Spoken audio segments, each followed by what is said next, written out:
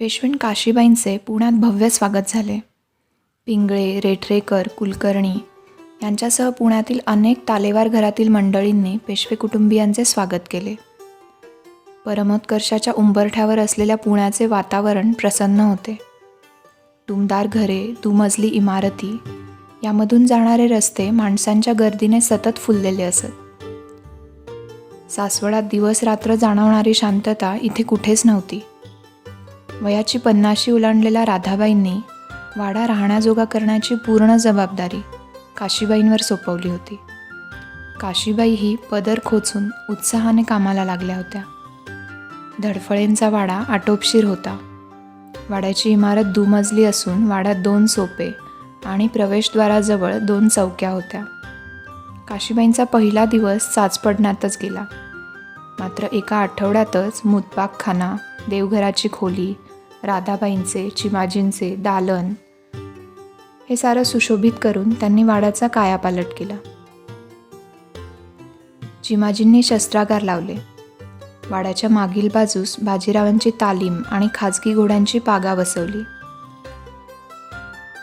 वाड्याच्या दुसऱ्या मजल्यावरील प्रशस्त दालन बाजीराव आणि काशीबाईंसाठी सुशोभित करण्यात आले होते. मात्र बाजीरावांची आवड लक्षात घेऊन काशीबाईंनी त्यातील भपकेबाजपणा कटाक्षाने टाळला होता. चासकमांसारख्या निसर्गरम्य ठिकाणी लहानाच्या मोठ्या झालेल्या काशीबाईंना पुण्यातलं सतत गजबजलेलं वातावरण नवीन होतं. मात्र लवकरच ते त्यांच्या अंगवळणी पडलं. शेजारी पाजारणींशी तोंडोळखी झाल्या. साऱ्या कामांसाठी गुणी माणसं मिळाली. अनुबाई आणि भिवबाई ही पुणे मुक्कामीच होत्या. पेशव्यांचा मुक्काम पुण्यात हल्ल्याचा सर्वात जास्त आनंद त्यांनाच झाला होता. व्यंकटराव घोरपडे आणि बाजी रेठरेकर हे बाजीरावांसोबत स्वारीवर असल्याने अनुबाई आणि बाजी रेठरेकरांच्या पत्नी जास्त काळ काशीबाईंसोबत धडफळे वाड्यातच असत. कसबा गणपती किंवा तांबडी जोगेश्वरीच्या नित्यदर्शनाला जातानाही 10-12 जणींच्या घोळक्याने जाणं हे आता नित्याचंच झालं होतं. काशीबाईंचं मन पुण्यात रमलं होतं.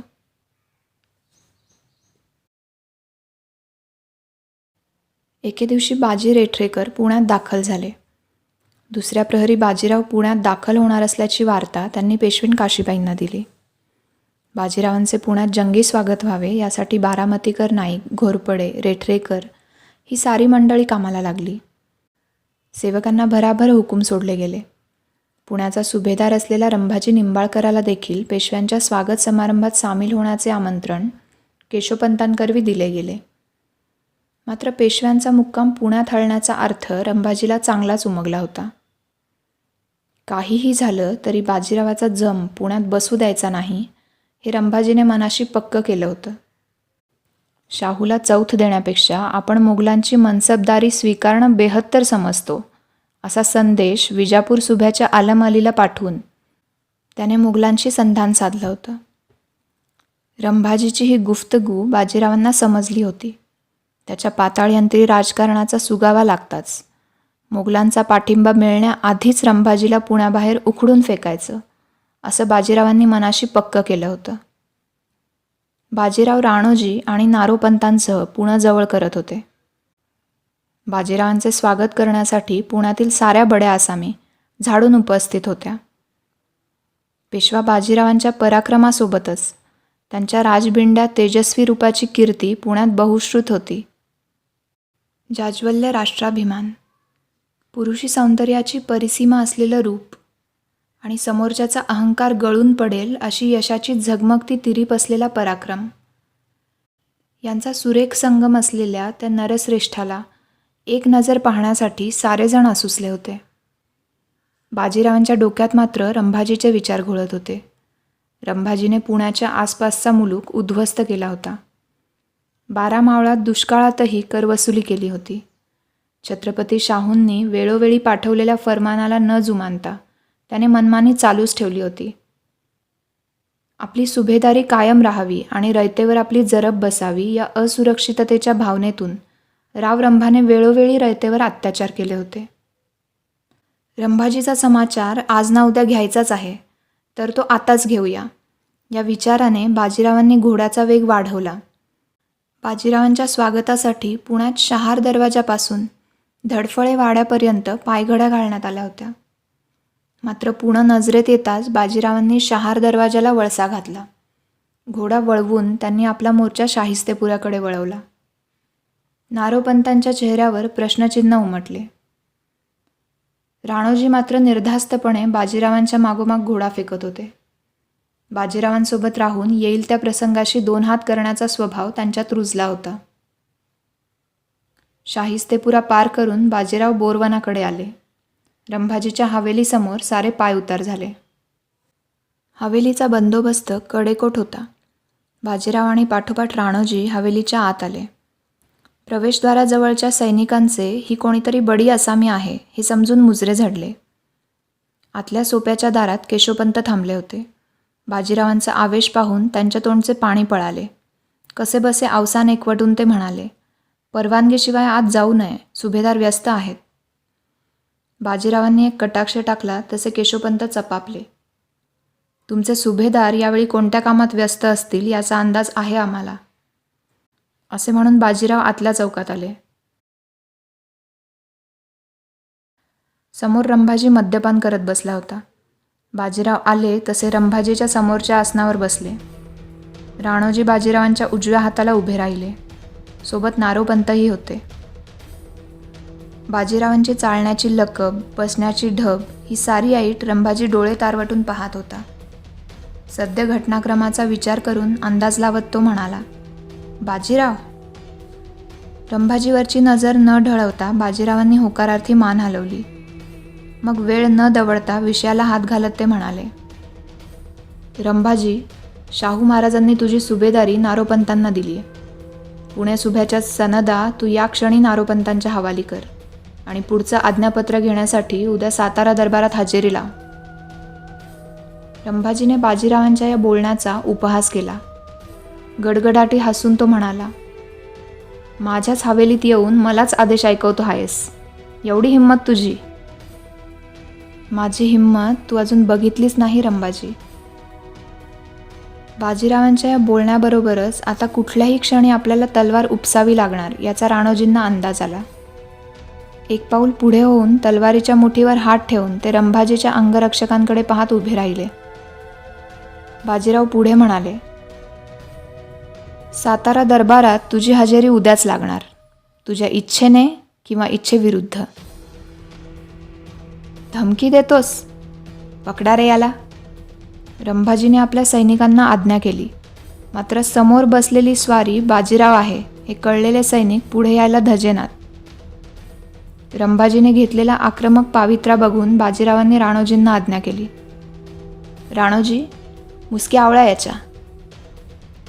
पुढे सरसावलेल्या राणोजींना रंभाजीचे सैनिक सामोरे आले. बाजीरावांनी आवाज चढवला, तुम्ही स्वराज्याचे मावळे आहात, आमच्या कामाच्या आड आलात तर फडशा पडेल एवढं याद राखा. केशवपंतांच्या खाणाखुणांकडे साफ दुर्लक्ष करून सैनिक मागे हटले. मद्याच्या धुंदीमुळे तुरळक झालेला रंभाजीचा प्रतिकार मोडून राणोजींनी कमरेच्या शेल्याने त्याचे हात मागे बांधले. बाजीराव रंभाजीच्या हवेलीत गेल्याची वार्ता एव्हाना स्वागतासाठी जमलेल्या साऱ्यांना समजली होती. सारा जमाव रंभाजीच्या हवेलीबाहेर लोटला होता. काही वेळातच बाजीराव, राणोजी, केशवपंत हवेलीबाहेर आले.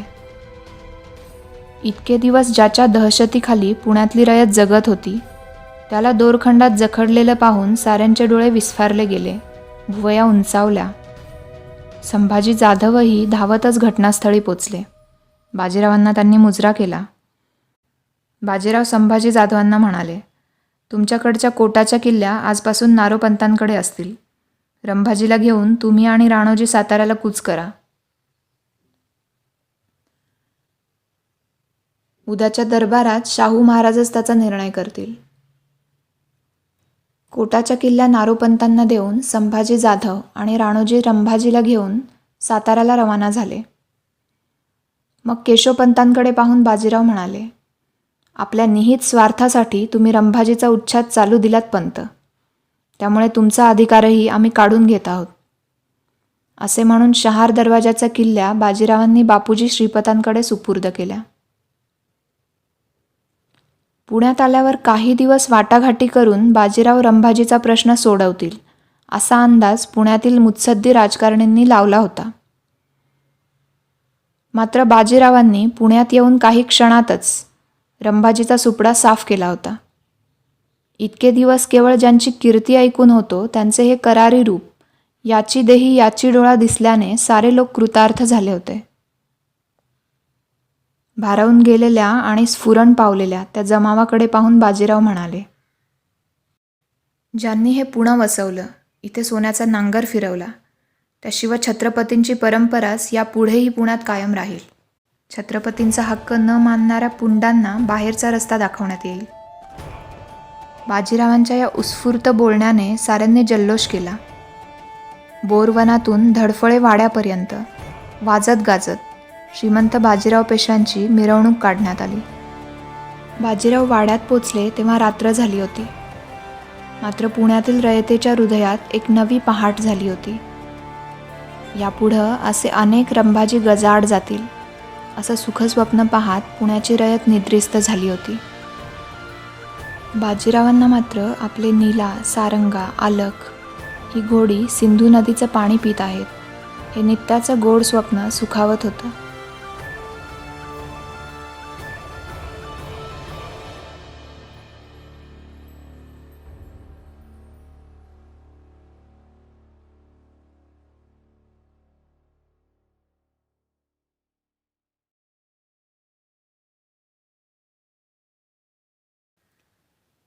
एके दिवशी सकाळच्या वेळी बाजीराव आपल्या दालनात पोशाख करत होते.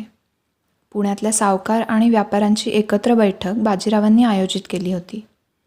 दारुगोळा, युद्धसाहित्य, तोफा उत्कानाचे कारखाने, जातिवंत घोड्याच्या माद्या पाळून त्यांच्या उत्पादनास चालना देणे, अशा दौलतीस पूरक असलेल्या उद्योगांना चालना देऊन रोजगारही उत्पन्न करावा, हा त्या बैठकीचा हेतू होता. बाजीराव विचार करत असतानाच दालनात काशीबाई आल्या. त्यांच्या पाठोपाठ चंद्रादासी होती. दासीच्या हातात न्याहारीचे ताट होते. ते ताट चौरंगावर ठेवून चंद्रा निघून गेली. बाजीरावांसाठी पाट मांडत काशीबाई म्हणाल्या, आज न्याहारी इथेच करावी, खाली बायकांची लगबग आहे. का? आज काय आहे वाड्यात? पाटावर बसत बाजीरावांनी विचारले. आज हरितालिकेची पूजा आहे, उपाध्याय येतीलच इतक्यात, असे म्हणून काशीबाई घाईघाईने जायला निघाल्या. तसे बाजीरावांचे शब्द त्यांच्या कानावर पडले. आमची न्याहारी होईपर्यंत तरी बसा आमच्याजवळ. काशीबाईंची पावलं त्या शब्दांनी घुटमळली. काशीबाई माघारी फिरल्या. बाजीरावांसमोर पाट टाकून त्यावर बसत काशीबाई म्हणाल्या, हे घ्या, बसलो, आता करा सुरुवात. तांदळाचे घावण, नारळाच्या दुधातली चटणी, कागदासारख्या पातळ पाटवड्या, गवल्याची खीर, या पक्वान्नांनी सजलेल्या पानाकडे बघत बाजीराव म्हणाले, हे तुम्ही फार चुकीचं करत आहात काशीबाई. काय झालं? काशीबाईंनी गंभीरपणे विचारलं. या सैनिकाला तुम्ही रोज अशी पंचपक्वान्नाची सवय लावली तर लांबणीवर पडलेल्या युद्धात तो कसा निभावणार? जेव्हा 2-2 दिवस केवळ हुरडा आणि चणे फुटाणे खाऊन काढावी लागतील, तेव्हा तुमच्या या न्याहारीची आम्हाला आठवण आल्याशिवाय राहणार नाही. बाजीरावांचं बोलणं ऐकून काशीबाई विचारात पडल्या. तुम्ही सोबत आचारी का नाही ठेवत मोहिमेवर असताना? मोठ्या मोहिमांमध्ये हा सारा लवाजमा सोबत लागतोच की. हे आमच्या तत्वात बसत नाही काशीबाई, बाजीराव म्हणाले. पेशवा म्हणून आम्ही पंचपक्वान्नांचं भोजन करावं आणि आमच्या सैनिकांनी मीठ मिरची तोंडी लावावी हे आम्हाला कधीच जमायचं नाही. शिवाय आचारी, सामान वाहणारे या बाजार बुणग्यांमुळे सैन्याचा वेग मंदावतो. आमचे सारे सैनिक कसलेले, घोड्यावरची साऱ्यांची मांड आमच्या इतकीच बळकट असते. त्यांच्यामुळेच आम्हाला आज दख्खन तर उद्या उत्तरेत मुसंडी मारता येते. आम्हाला त्यांच्यासोबत एक शिपाई गडी म्हणूनच राहायला आवडते. आम्ही खांद्याला खांदा लावून लढतो, एका पंक्तीला बसून मीठ भाकरी, हिरवी कणसं खाऊन दिवस काढतो. तिथे कोणी मालक नसतो आणि कोणी चाकर नसतो. सारेच शिवरायांचे मावळे असतात. आणि मग एखादा नवीन मुलूक जिंकून जेव्हा आम्ही तिथे भगवा फडकवतो ना, तेव्हा त्या आनंदापुढे स्वर्गसुखही आम्हा साऱ्यांना तुच्छ वाटतं. काशीबाई बाजीरावांचं हे बोलणं ऐकून मुग्ध झाल्या होत्या. बाजीरावांसारख्या शिस्तप्रिय अशी ख्याती असलेल्या सेनापतीला आपल्या सैन्याबद्दल इतकं भावूक होऊन बोलताना पाहून त्यांना आश्चर्य वाटत होतं. विचारात गर्क असलेल्या काशीबाईंना बाजीराव म्हणाले, तुम्ही पण घ्या 2 घास आमच्यासोबत. नकारार्थी मान हलवून काशीबाई म्हणाल्या, आमचा आज निर्जळी उपवास आहे, तुम्ही घ्या. काशीबाई काहीशा हिरमुसल्या झाल्या. स्वतःशीच पुटपुटल्यासारख्या त्या म्हणाल्या, तुम्ही तिकडे एवढे खडतर दिवस कंठत असताना आम्ही मात्र इथे ऐशोरामात जगत असतो. काशीबाईंच्या उत्साहाचा विरस झालेलं पाहून बाजीरावांना आपण हे सारं उगाच बोललो असं क्षणभर वाटलं. काशीबाईंना ते पुढे म्हणाले, आम्हाला उपवास घडतो, तुम्ही स्वतःहून उपवास करता, फरक आहे. पंचपक्वान्नांची पानं समोर असताना उपाशी राहणं हे जास्त खडतर. काशीबाई हसल्या. खिरीची वाटी त्यांनी बाजीरावांच्या पुढ्यात सरकवली. काशीबाईंना राधाबाई एवढ्यात आवाज देतील की काय अशी धाकधूक वाटत होती. मात्र एकांतात 4 शब्द बोलत बाजीरावांना पोटभर न्याहारी करताना पाहण्याचं सुख त्यांचा पाय निघू देत नव्हतं. विषय बदलत बाजीराव म्हणाले, काशीबाई, राणीसाहेबांनी तुम्हाला जन्माष्टमीसाठी साताऱ्याला येण्याचं आमंत्रण दिलं होतं. कामाच्या ओघात सांगायचं राहूनच गेलं. आता छत्रपती आणि राणीसाहेब देवदर्शनाला जाणार आहेत. आम्ही सोबत यावं अशी छत्रपतींची आज्ञा आहेच. मात्र राणीसाहेबांनी तुम्हालाही येण्याचा आग्रह केलाय. काय करायचं?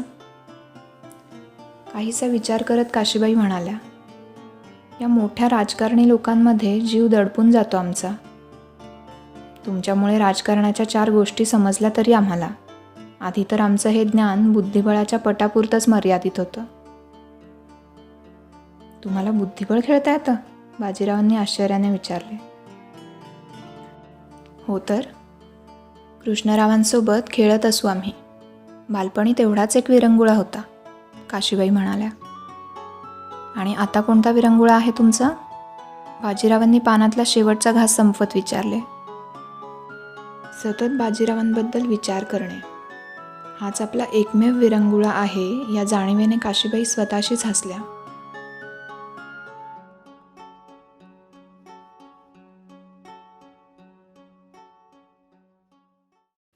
बाजीराव आणि काशीबाईंचं हे हितगुज चालू असतानाच वाड्यासमोरून लोकांच्या गलक्याचा आवाज झाला. तसे बाजीराव उठून माडीवरच्या सोप्यात आले. पाठोपाठ काशीबाईही आल्या. वरूनच बाजीरावांनी आवाज दिला, काय चाललंय? कोण आहे तिकडे? फडावरचा कारकून मुजरा करून सांगू लागला, श्रीमंतांनी लवकर चलावं. एक इसम पागेतून श्रीमंतांचा घोडा पळवून नेत होता. आप्पांनी त्याची गर्दन मारण्याचा हुकूम दिलाय. त्या इसमाने शिक्षा कबूल केली आहे, पण तो म्हणतोय मला पट्ट्यात जो हरवेल त्यानेच माझी गर्दन मारावी.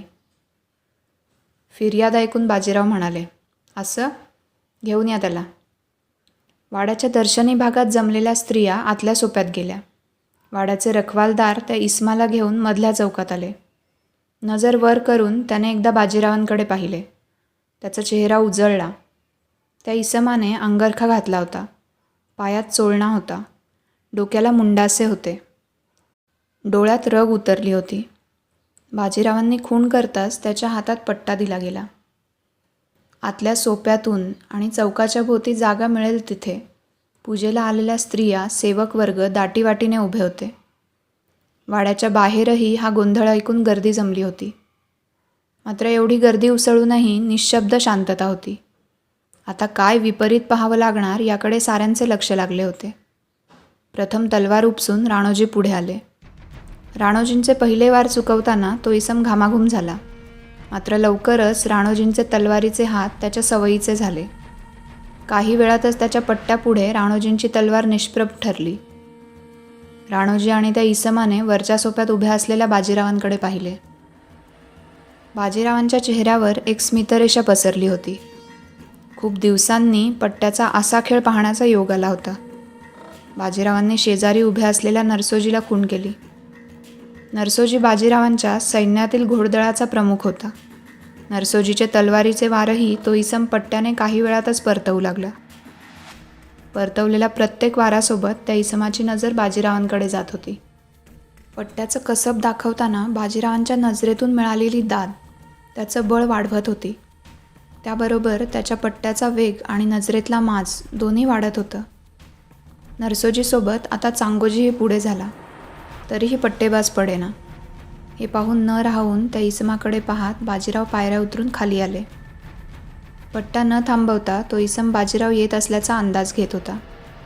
बाजीराव चौकात येताच राणोजींनी बाजीरावांच्या हातात तलवार दिली. नरसोजी आणि चांगोजी मागे हटले. तलवार हातात घेऊन बाजीराव एक पाऊल पुढे झाले. तोच त्या इसमाच्या हातातला पट्टा गळून पडला. बाजीरावांनी तलवार उगारण्याच्या आत तो इसम बाजीरावांच्या पायावर कोसळला. सरकार माफी द्यावी. कोण तू? बाजीरावांनी विचारले. मी उदाजी पवार, संभाजी पवाराचा मुलगा, बुबाजी पवाराचा नातू. तुमची भेट घेण्यासाठी 1 वरीस झालं फिरतोय, पण भेट झाली नाही. तुम्हाला गाठलं तरी तुमचे मुतालिक आज सोडत नाहीत, म्हणून हे सोंग रचलं. हे सोंग लई अंगलट आलं असतं गड्या तुझ्या, राणोजी म्हणाले. श्रीमंतांनी उसावाने उभा चिरला असता तुला आत्ता. राणोजीच्या या बोलण्यावर सारे हसले. तुझं पट्टे चालवण्याचं कसब तुफान आहे उदाजी. बोल, काय हवंय तुला? सरकार, 2 विनंत्या आहेत. पहिलं तर आप्पांना हुकूम मागं घ्यायला सांगा, हसून बाजीरावांनी विचारले. आणि दुसरं? उदाजी म्हणाला. नवीन प्रांत जो सरदार जिंकेल तो सरंजाम त्याचाच. हा नियम तुम्ही बनवला ते खरं का? बाजीरावांनी होकारार्थी मान हलवली. उदाजी सांगू लागला. आम्ही माळव्याजवळच्या धार प्रांताचे परमार घराण्याचे वंशज. यापुढे श्रीमंतांच्या साऱ्या लढायात मी सहभाग घेईन, मात्र माळवा आणि धारच्या लढाईत मलाच आज्ञा व्हावी. स्वार्थासाठी केलेला पराक्रम इतिहास लक्षात ठेवत नाही उदाजी, बाजीराव म्हणाले. तशी आमची इच्छाही नाही. उदाजीच्या डोळ्यात उर्मटपणा होता, मात्र तरीही त्याचा एकूणच अंदाज बाजीरावांना भावला होता. 2 दिवसांनी येऊन तुझं आज्ञापत्र घेऊन जा, बाजीराव म्हणाले. बाजीरावांना मुजरा करून उदाजी निघून गेला.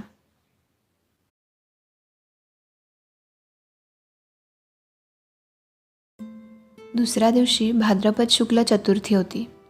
धडफळ्यांच्या वाड्यात पार्थिव गणेशाची स्थापना झाली होती. सागरसंगीत पूजा झाल्यावर राधाबाईंनी काशीबाईंना तुपाचे 21 दिवे गणपतीसमोर पाजळण्यास सांगितले. त्या पाजळलेल्या ज्योतींनी शाडूची गणेश मूर्ती उजळून निघाली. वाड्याच्या चौकात खेळत असलेले नाना खेळ सोडून त्या ज्योतींच्या प्रकाशाकडे भान हरपून पाहत राहिले. ते पाहून काशीबाई आणि राधाबाई हसल्या. या 21 ज्योती कोणासाठी पाजळल्या आहेत? काशीबाईंनी विचारले. जप करत असलेल्या राधाबाईंनी जपाची माळ खाली ठेवत सांगितले. आज तुमच्या स्वारींचा जन्मदिवस आहे. ते 21 वर्षांचे झाले म्हणून 21 वाती पाजळल्या. बाजीराव या सुमुहूर्तावर जन्मले आहेत हे समजल्यावर काशीबाईंची चर्या प्रसन्न झाली. राधाबाईंच्या डोळ्यासमोरून इतिहासाचा पट फिरू लागला. त्या पुढे म्हणाल्या. खरं तर श्रीवर्धन सोडल्यापासूनचं आमचं निर्वासिताचं आयुष्य राऊंच्या पायगुणानेच सावरलं. आमचे बंधू मल्हारदादा यांना छत्रपती राजारामांनी डुबेरेसह इतर गावांची जहागीर दिली होती.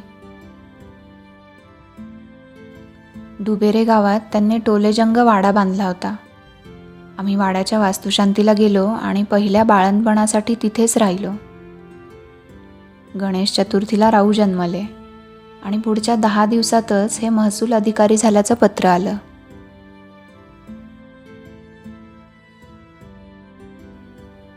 पण या राऊंचा मात्र पायगुणावर काडीचाही विश्वास नाही. काशीबाई हसल्या. राधाबाई पुढे म्हणाल्या. राव तसे कधी लहानांसारखे वागलेच नाहीत, पण एका प्रसंगी ते मोठे झाले असल्याचं प्रकर्षाने जाणवलं आम्हाला. कोणत्या? राधाबाईंसमोरच्या आसनावर बसत काशीबाईंनी विचारले. बाजीरावांबद्दल मातोश्रींकडून ऐकणं ही काशीबाईंना त्यांचा मूळ स्वभाव जाणून घेण्याची एक पर्वणीच होती. राधाबाई सांगू लागल्या. शाहू महाराज छत्रपती झाले तेव्हा त्यांना अनेकांनी विरोध केला होता. त्या विरोधकात दमाजी थोराताचे नाव अग्रणी होते. दमाजीकडे सुपे परगण्याची जागीर होती. हिंगणगावात गडी बांधून तो तेथे राहत होता. त्याचा विरोध मोडून काढायचा विडा यांनी उचलला. दमाजीस बेलभंडाऱ्याची शपथ घेऊन शाहू महाराजांना उपद्रव करणार नाही असे वदवून घेतले. मात्र दमाजीला हा अपमान वाटला. पुढे त्याने कौटुंबिक जिव्हाळा वृद्धिंगत व्हावा म्हणून आम्हाला सहकुटुंब हिंगणगावच्या गडीत आमंत्रित केले. अनु आणि भिऊ तेव्हा मल्हारदादांकडे गेल्या होत्या. आम्ही यांच्यासह चिमणा आणि रावांना घेऊन गेलो. भोजनाच्या निमित्ताने आमंत्रित करून त्याने आम्हा साऱ्यांना गडीत कैद केलं. यांच्यासोबत कुमकही नव्हती. मात्र दमाजी लोभी आहे हे ताडून त्यांनी भली मोठी खंडणी द्यायचं कबूल केलं. मात्र खंडणी हाती येईपर्यंत आम्ही आणि मुलांनी गडीतच ओलीस राहावे अशी अट दमाजीने घातली. दमाजी दगाबाज आहे हे समजलं असलं तरीही त्याची अट मान्य करण्याखेरीज पर्यायच नव्हता. पत्थराचं काळीज करून यांनी आमचा निरोप घेतला. मात्र निरोप घेताना आम्हाला मुलांची काळजी घ्या असं त्यांनी सांगितलं नाही. याउलट राऊंडच्या खांद्यावर हात ठेवून तुमच्या मातोश्री आणि चिमणाची काळजी घ्या असं ते म्हणाले. हे सांगताना राधाबाईंच्या डोळ्यांच्या कडा पाणावल्या होत्या. काशीबाईंनाही अश्रू अनावर झाले होते. राधाबाई पुढे म्हणाल्या, राऊंडच्या कोवळ्या खांद्यांनी ती जबाबदारी उचलली. सावकाराकडून कर्ज घेऊन ती रक्कम पोचती करायला 2 दिवस लागले. त्या 2 दिवसात राऊने एकदाही डोळ्याला डोळा लागू दिला नाही. तलवारीच्या पात्यावरून हात फिरवत ते खोलीच्या दाराशी बसून राहिले. रक्कम पोचती झाल्यावर मग आमची सुटका झाली. राधाबाईंनी निश्वास सोडला. इतक्यात काशीबाईंचा हुंदका त्यांना ऐकू आला. या इकडे असं म्हणून त्यांनी काशीबाईंना जवळ बसून घेतले. त्यांचे डोळे पुसून पाठीवरून मायेचा हात फिरवत राधाबाई म्हणाल्या, या अशा अनेक प्रसंगांना तोंड दिल्याने आम्ही कणखर झालो. मात्र आमच्या स्वभावात एक कडवटपणाही आला. तुम्ही मात्र अशाच राहा. तुमचं मन जसं निर्मळ आणि संवेदनशील आहे तसंच शेवटपर्यंत राहू द्या. काशीबाई राधाबाईंना बिलगल्या. या कथेचा शेवट तर तुम्ही ऐकलाच नाही सुनबाई. राधाबाई हसून म्हणाल्या, तुमची सुटका झाली ना, मग पुढे काय झाले? काशीबाईंनी विचारले. राधाबाईंची चर्या उजळली. 2 वर्षात रावांनी स्वतःची फौज जमवली. तोफखानाही वाढवला. 16व्या वर्षी यांनी आणि राऊंनी तोफखाना आणि फौज घेऊन हिंगणगावास मोर्चे लावले. दमाजीच्या गढीला तोफ लावून गढी भुईसपाट केली. गढीची माती मुळा नदीत टाकली. पांढरीवर गाढवाचा नांगर फिरवला. आम्ही अनेकांच्या तोंडून ऐकले. रावांनी हिंगणगावात तांडव माजवला होता. त्यांच्या तलवारीने त्या रात्री थोराताच्या एक ना एक सैनिकाचा समाचार घेतला. दमाजीने मदतीसाठी बोलावलेला किलीच खान राऊंचा आवेश पाहूनच पसार झाला. छत्रपतींची परवानगी नसल्याने दमाजीला मात्र जिवंतच पकडले. दोरखंडात जखडून छत्रपतींसमोर हजर केले आणि साताऱ्याच्या तुरुंगात डांबले. हा सारा वृत्तांत ऐकून काशीबाईंच्या अंगावर रोमांच उभे राहिले. समोरच्या गणेश मूर्तीकडे पाहताना आपसुकपणे त्यांचे हात जोडले गेले. मागाहून राधाबाईंचे शब्द ऐकू आले, बाजीराव आहेत ते, कोणाचं उसनं ठेवणार थोडीच आहेत.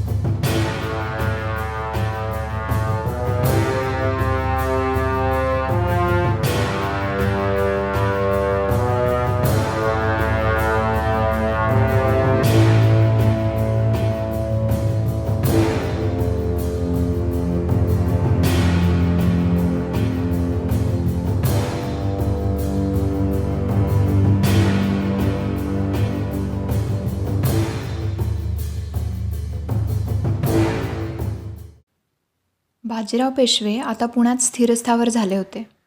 नवीन लष्करी नियम लागू झाले असल्याने छत्रपती आता उत्तरेकडच्या मोहिमांना परवानगी देतील या दृष्टीने बाजीरावांचे मनसुबे आखणे सुरू होते. पुण्यात अनेक नवीन उद्योगधंद्यांची पायाभरणी करवून झाली होती. बाजीरावांनी आठवणीने काशीबाईंकरता बुद्धिबळाचा एक हस्तिदंती पट आणला होता. त्याचेच उद्घाटन करून बाजीराव आणि काशीबाई बुद्धिबळाचा डाव खेळण्यात मग्न झाले होते. खेळ रंगात आला होता. इतक्यात चंद्रादासीने वर्दी दिली. आप्पा आलेत. पाठवताना बाजीराव म्हणाले. चिमाजी आत आले तेव्हा त्यांच्या हातात 2 खलिते होते. कोणाचे खलिते आप्पा? बाजीरावांनी विचारले.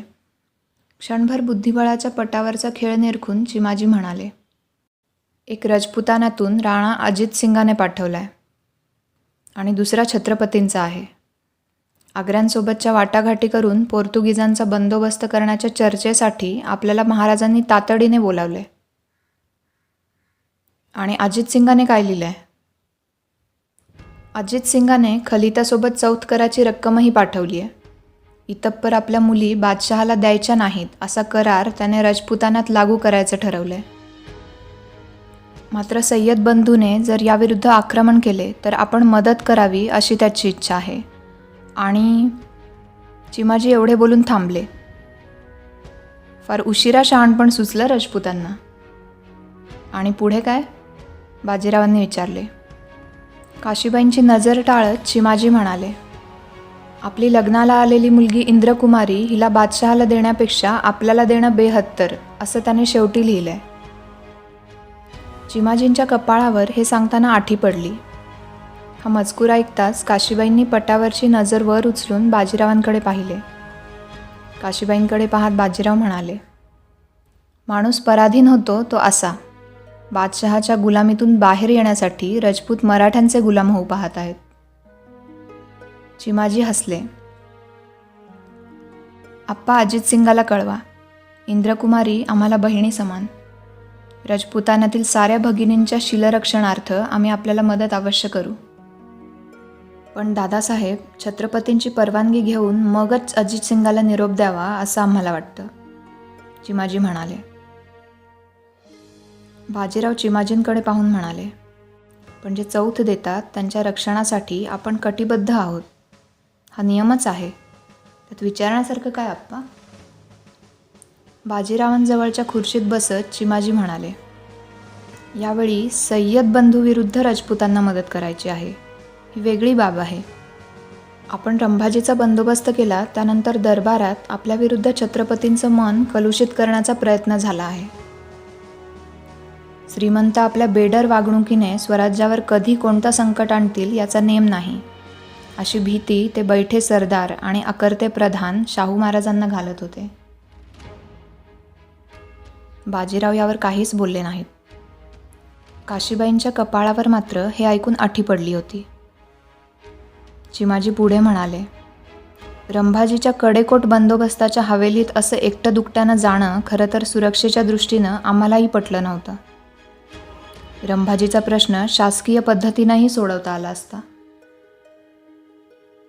शासकीय पद्धत वापरायची असती तर छत्रपतींनी आम्हाला आज्ञा केली नसती. मग किंचित हसून चिमाजींकडे पाहून बाजीराव पुढे म्हणाले. घोडा पळवणाऱ्याला गर्दन मारण्याची शिक्षा कोणत्या प्रशासनात असते आप्पा? चिमाजी हसले. ती शिक्षा घोडा पळवून नेण्याची नव्हती, तर श्रीमंतांचा घोडा पळवून नेण्याची होती. चिमाजींच्या या उत्तरावर काशीबाई आणि बाजीरावही हसले. पटावरचा वजीर हलवून बाजीराव म्हणाले. या काथ्याकुटी करणाऱ्या लोकांचं काय करावं हे मात्र या वजीरास कळत नाही. नवीन मोहीम आखायला कुठे सुरुवात करतो तोच या कागाळी करणाऱ्यांमुळे हुकूम देखताच साताऱ्याला येण्याची छत्रपतींची आज्ञा होते. बाजीरावांनी खेळलेली चाल पाहत काशीबाई म्हणाल्या. वजीराने त्यांचा विचारही करू नये. वजीराची चाल इतर कोणालाही जमणार नाही हे राजालाही माहिती आहे आणि प्रजेलाही. मग काहीसा विचार करून काशीबाई म्हणाल्या. आणि उद्या साताऱ्यास गेल्यावर राणीसाहेबांना निरोप द्या. आम्ही त्यांच्यासोबत देवदर्शनाला यायला आतुर आहोत. काशीबाईंनी मनाची तयारी केलेली पाहून बाजीरावांना कौतुक वाटले. त्यांच्या मनात काय चाललंय हेही बाजीरावांना समजलं.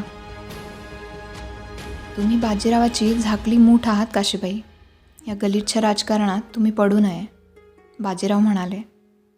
चिमाजींना काशीबाईंचे म्हणणे पटत होते, पण बाजीरावांचे बोलणे ऐकून ते पुढे काहीच बोलले नाहीत. काशीबाई मात्र ठामपणे म्हणाल्या, ते राजकारण आम्हाला जमायचंही नाही. मात्र छत्रपतींच्या कुळाविषयी आपल्याला साऱ्यांनाच जो आदर आहे, शाहू महाराजांचं आधिपत्य साऱ्यांनी मान्य करावं हा जो ध्यास आहे, तो राणीसाहेबांकरवी महाराजांपर्यंत पोचला तर या पाताळयंत्री लोकांचं कोण ऐकणार? बाजीराव आणि चिमाजी एकमेकांकडे पाहून कौतुकाने हसले. शाहू महाराजांच्या तिन्ही राणांमध्ये बिरूबाई त्यांना जास्त प्रिय होत्या. शाहू महाराजांच्या याच मर्जीचा फायदा घेऊन बिरूबाई कित्येकदा राजकारणात हस्तक्षेपही करत असत. काशीबाईंनी हा मुद्दा अचूकपणे हेरला होता.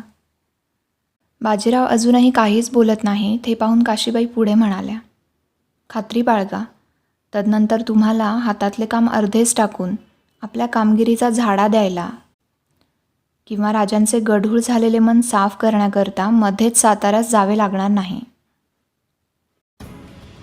काशीबाईंचं नवीनच रूप आज बाजीरावांना दिसत होतं. त्यात कणखरपणा होता. मात्र त्यामुळे काशीबाईंच्या रूपाचा गोडवा कमी होण्याच्या ऐवजी जास्तच वाढलेला बाजीरावांना जाणवत होता.